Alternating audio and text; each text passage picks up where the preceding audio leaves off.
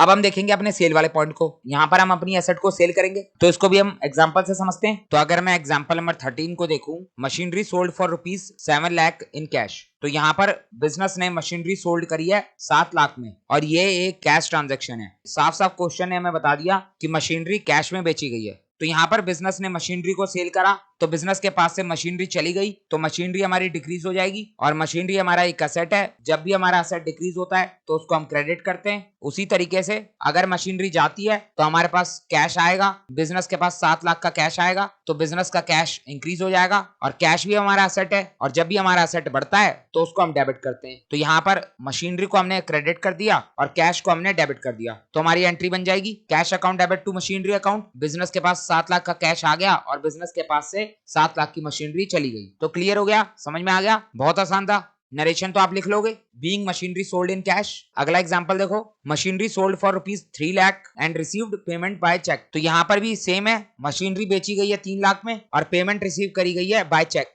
तो इस बार payment check से आई है, तो ऊपर वाले की तरह सेम एंट्री होगी, बस यहाँ पर हम कैश की जगह पर बैंक अकाउंट लिख देंगे। बिजनेस ने मशीनरी बेची तो बिजनेस के पास से मशीनरी कम हो जाएगी, मशीनरी डिक्रीज हो गई, इसको हमने क्रेडिट कर दिया। असेट डिक्रीज होता है तो हम क्रेडिट कर देते हैं। उसी तरीके से मशीनरी बेची गई है तो बदले में बिजनेस के पास पैसा आएगा, और इस बार पैसा चेक की फॉर्म में आया है, और चेक का पैसा तो सीधा बैंक अकाउंट में जाता है, तो इसकी वजह से बिजनेस के बैंक अकाउंट का बैलेंस 3 लाख से इंक्रीज हो जाएगा। तो यहाँ पर बिजनेस का बैंक बैलेंस बढ़ गया, और बैंक हो चाहे कैश हो, दोनों ही हमारा एसेट होता है, और जब भी एसेट बढ़ता है तो उसको हम डेबिट करते हैं। तो हमने बैंक को डेबिट कर दिया, तो हमारी एंट्री बन जाएगी bank account debit to machinery account. तो सेम है, वही ऊपर वाली एंट्री की तरह ही है, सिर्फ यहाँ पर इतना ही डिफरेंस है कि ऊपर हमने कैश लिखा था और यहाँ पर हमने बैंक लिख दिया। बाकी आप नरेशन लिख दोगे, being the machinery sold and receive payment by cheque. अगला एग्जांपल देखते हैं। नेक्स्ट है हमारा example number 15, machinery sold to Ramesh for ₹10 lakh in cash. तो ये भी सेम ही है, बिजनेस ने मशीनरी सोल्ड करी है रमेश को। तो यहाँ पर हमें बायर का नाम बता रखा है, कितने में बेची है, 10 लाख में,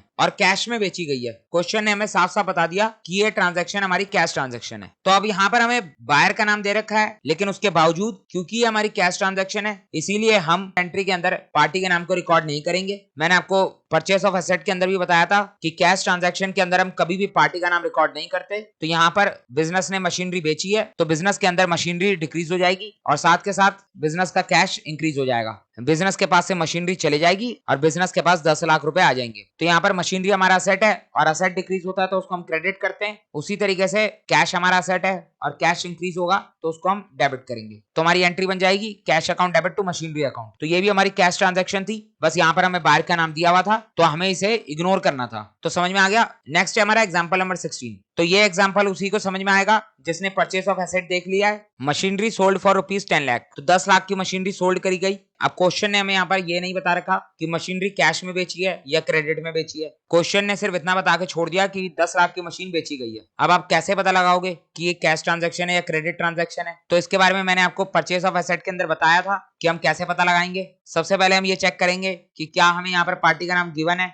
तो यहाँ पर तो हमें कोई पार्टी का नाम गिवन नहीं है। मशीनरी बेची गई है तो इसका मतलब हमें बायर का नाम चाहिए था, तो यहाँ पर बायर का नाम नहीं दे रखा। तो इसका मतलब साफ है कि क्वेश्चन ये नहीं चाहता कि आप जनरल एंट्री के अंदर बायर का नाम रिकॉर्ड करो। आपको क्वेश्चन में बायर का नाम गिवन ही नहीं है तो आप रिकॉर्ड कहां से करोगे? तो यहाँ पर इस जनरल एंट्री के अंदर पार्टी का नाम रिकॉर्ड नहीं होगा। और हमें ये बात भी अच्छे से पता है कि अगर जनरल एंट्री के अंदर पार्टी का नाम रिकॉर्ड नहीं होता तो फिर वो ट्रांजेक्शन हमारी कैश ट्रांजेक्शन होती है। ये बात तो हम अच्छे से देख चुके हैं परचेस ऑफ एसेट के अंदर। वहां पर मैंने आपको इसका लॉजिक दिया था, तो जिसने परचेस ऑफ एसेट को देखा है उसी को मेरी ये बात समझ में आएगी। तो यहाँ पर हमारी ये ट्रांजेक्शन कैश ट्रांजेक्शन है, इतना तो आपको समझ में आ गया। और अगर ये एग्जाम्पल कैश ट्रांजैक्शन का है तो उस केस में एंट्री तो वही ऊपर वाली होगी। एग्जांपल नंबर 15 भी हमारा कैश ट्रांजैक्शन का था और एग्जांपल नंबर 16 भी हमारा कैश ट्रांजैक्शन का है, तो एंट्री तो सेम ही होगी। बिजनेस ने मशीनरी सोल्ड करी है तो बिजनेस के पास से मशीनरी चली जाएगी और साथ में बिजनेस के अंदर 10 लाख का कैश आ जाएगा। तो मशीनरी हमारी एसेट है, एसेट कम हो रहा है तो उसको क्रेडिट करेंगे। उसी तरीके से कैश भी हमारा एसेट है तो कैश हमारा बढ़ रहा है तो उसको हम डेबिट करेंगे। तो बस बन गई entry cash account debit to machinery account.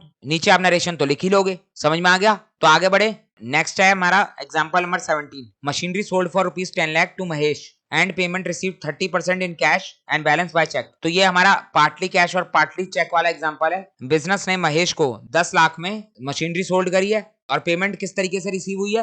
Machinery के बदले महेश ने बिजनेस को 30% कैश पेमेंट करी है और बैलेंस पेमेंट का चेक दिया है। तो यहाँ पर बिजनेस के पास से 10 लाख की मशीन चली गई, बिजनेस की मशीनरी डिक्रीज हो गई, तो इसको हम क्रेडिट कर देंगे। असेट डिक्रीज होता है तो हम क्रेडिट कर देते हैं। और अगर डेबिट की बात करें तो बिजनेस के पास 10 लाख का 30% कितना होता है? 3 लाख। 3 लाख का कैश आ गया तो बिजनेस का कैश 3 लाख से इंक्रीज हो जाएगा, तो इसको हम डेबिट कर देंगे। और साथ के साथ बिजनेस के पास बैलेंस अमाउंट का चेक आ गया, 10 लाख में से 3 लाख का कैश आ गया, बैलेंस कितना बचा? 7 लाख। तो बिजनेस के पास 7 लाख का चेक आ गया। चेक से तो बिजनेस का बैंक बैलेंस इंक्रीज हो जाएगा, तो यहाँ पर बिजनेस का बैंक बैलेंस 7 लाख से बढ़ गया। अब बैंक को चेक कैश हो, दोनों ही हमारा असेट होता है। जब भी हमारा असेट इंक्रीज करेगा तो उसको हम डेबिट करेंगे, तो यहाँ पर हमने बैंक को भी डेबिट कर दिया। तो बस हमारी एंट्री बन गई। Cash account debit 3 lakh, bank account debit 7 lakh, to machinery account 10 lakh. हमारे पास से 10 लाख की मशीनरी चली गई और बदले में हमें 3 लाख का कैश मिल गया और 7 लाख का चेक मिल गया। तो समझ में आ गया आपको? नेक्स्ट है हमारा example number 18। Machinery sold for ₹8 lakh to Sohan on credit. तो यहाँ पर बिजनेस ने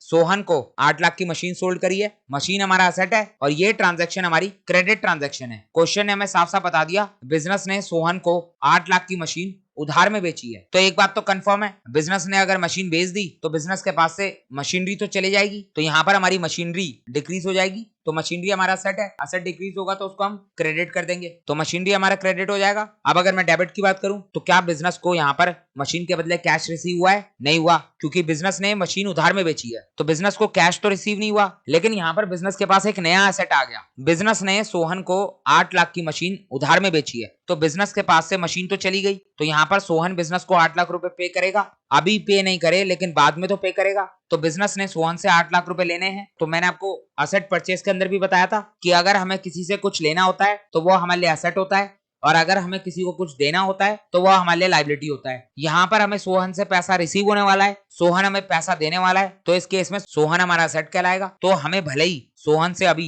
इमीडिएट पैसा रिसीव नहीं हुआ, लेकिन सोहन को हम अपना एसेट मानेंगे, अपना डेटर मानेंगे, और सोहन बिजनेस के बुक्स ऑफ अकाउंट्स में तब तक एज अ डेटर रहेगा, एज अ एसेट रहेगा, जब तक सोहन बिजनेस को 8 लाख रुपए की पेमेंट नहीं कर देता। तो यहाँ पर सोहन ने बिजनेस को कैश नहीं दिया, तो बिजनेस ने कैश के बदले सोहन को ही अपना एसेट मान लिया। तो यहाँ पर बिजनेस बोल रहा है कि मुझे सोहन से 8 लाख रुपए लेने, तो इसीलिए सोहन मेरा एसेट है। तो यहाँ पर मशीनरी को उधार में बेचने की वजह से बिजनेस के पास एक नया एसेट आ गया सोहन नाम का, तो बिजनेस का एसेट इंक्रीज हो जाएगा। और जब भी हमारा एसेट इंक्रीज होता है तो उसको हम डेबिट कर देते हैं। तो यहाँ पर सोहन अकाउंट को हम डेबिट कर देंगे 8 लाख से, ये हमारा एसेट है। जब तक सोहन हमें पैसा नहीं देगा तब तक हम सोहन को अपना एसेट मान के बैलेंस शीट में एसेट साइड में रिकॉर्ड करते रहेंगे। और क्रेडिट में हम लिखेंगे यहाँ पर टू मशीनरी अकाउंट। हमारे पास से मशीनरी तो चली गई, तो मशीनरी को हमने क्रेडिट कर दिया, तो हमारी एंट्री बन गई Sohan account debit to machinery account. तो समझ में आ गया? जिसने परचेज ऑफ एसेट देखा होगा उसको मेरी बात ज्यादा अच्छे से समझ में आई होगी, क्योंकि वहां पर भी हमने इस तरीके की बात करी थी। और बाकी अगर किसी को कंफ्यूजन है, अभी भी कोई डाउट है, तो थोड़ी देर और इंतजार कर लो, 2-4 एग्जांपल हम और कर लेंगे इस तरीके के, उसके बाद आपका ही डाउट खत्म हो जाएगा। अगला एग्जांपल आप देखो, machinery sold for 9 lakh to Sohan. तो यहाँ पर मशीनरी सोल्ड करी गई 9 लाख में, किसको बेची? सोहन को। तो सोहन हमारा बायर है जिसको बिजनेस ने 9 लाख की मशीन बेची। अब यहाँ पर हमें क्वेश्चन ने ये नहीं बताया कि ये ट्रांजैक्शन आपकी कैश ट्रांजैक्शन है या क्रेडिट ट्रांजैक्शन है। तो अभी हम पीछे देख के आए कि आखिर किस तरीके से हम पहचानते हैं कि कोई ट्रांजैक्शन कैश है या क्रेडिट है। तो यहाँ पर सबसे पहले हम ये देखेंगे कि क्या हमें पार्टी का नाम गिवन है, हमने एसेट सोल्ड करा है, तो क्या हमें बायर का नाम गिवन है? तो बिल्कुल यहाँ पर हमें बायर का नाम गिवन है। यहाँ पर सोहन हमारा बायर है, हमें बता रखा है कि बिजनेस ने सोहन को मशीनरी सोल्ड करी है, तो यहाँ पर हमें पार्टी का नाम मिल गया। क्वेश्चन ने हमें पार्टी का नाम दे रखा है, इसका मतलब साफ है कि क्वेश्चन चाहता है कि हम जर्नल एंट्री के अंदर पार्टी का नाम रिकॉर्ड करें। और ये बात हमें अच्छे से पता है कि अगर हम जर्नल एंट्री के अंदर पार्टी का नाम रिकॉर्ड करते हैं तो उस केस में वो एंट्री हमारी क्रेडिट ट्रांजैक्शन की एंट्री होती है। तो यहाँ पर ये ट्रांजैक्शन हमारी क्रेडिट ट्रांजैक्शन है। अब जिसको समझ में नहीं आया कि ये मैंने क्या करा,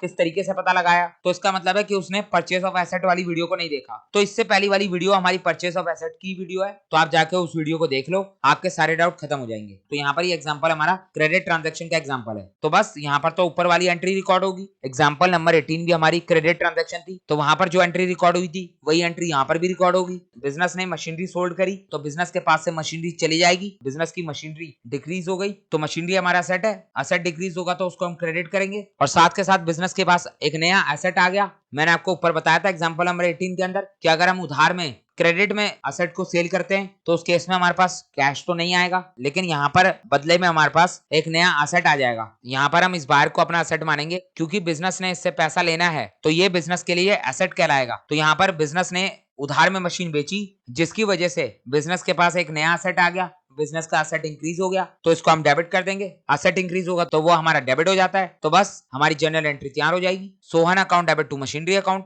तो समझ में आ गया आपको, सोहन को हमने उधार में मशीनरी बेची और बदले में हमें सोहन से पैसा रिसीव करना है। अभी सोहन ने हमें पैसा नहीं दिया है, तो जब तक सोहन हमें पैसा नहीं देगा तब तक के लिए सोहन हमारा असेट कहलाएगा और इस असेट का नाम होगा डेटर। तो सोहन को आप असेट बोल सकते हो या फिर डेटर बोल सकते हो, एक ही बात है। डेटर भी तो हमारा असेट ही होता है। अब जिसको डेटर का मतलब भी नहीं पता तो उसको मैं बता दूं, आप हमारा चैप्टर नंबर 2 जाके देखो, वहां पर मैंने आपको सारी बेसिक अकाउंटिंग टर्म्स पढ़ा रखी है। अकाउंटिंग के अंदर जितनी भी टर्म्स आती हैं उन सभी टर्म्स का मतलब मैंने आपको वहां पर डिटेल में समझाया हुआ है। तो आप पहले जाके चैप्टर नंबर 2 को देखो, तभी आपको अकाउंटिंग के अंदर कोई भी बात समझ में आने वाली है। चैप्टर नंबर 2 का लिंक आपको डिस्क्रिप्शन बॉक्स में मिल जाएगा, आप जाके देख लेना। तो हमारा एग्जाम्पल नंबर 20 है, machinery sold for 12 lakh on credit. तो यहाँ पर बिजनेस ने मशीनरी बेची है 12 लाख में और ये हमारी क्रेडिट ट्रांजैक्शन है। क्वेश्चन ने हमें साफ साफ बता दिया उधार में मशीन बेची गई है। तो अब यहाँ पर एक प्रॉब्लम आने वाली है। अभी मैंने आपको बताया था क्रेडिट ट्रांजैक्शन के अंदर हम पार्टी का नाम रिकॉर्ड करते हैं, जबकि हमें यहाँ पर पार्टी का नाम नहीं दे रखा। क्वेश्चन ने हमें सिर्फ इतना बता दिया कि 12 लाख की मशीन बेची गई है और ये एक क्रेडिट ट्रांजैक्शन है। तो क्रेडिट ट्रांजैक्शन के अंदर पार्टी का नाम लिखना तो जरूरी है। अब हम यहाँ पे पार्टी का नाम कहाँ से लाएंगे, तो अभी बताता हूँ, ध्यान से सुनो।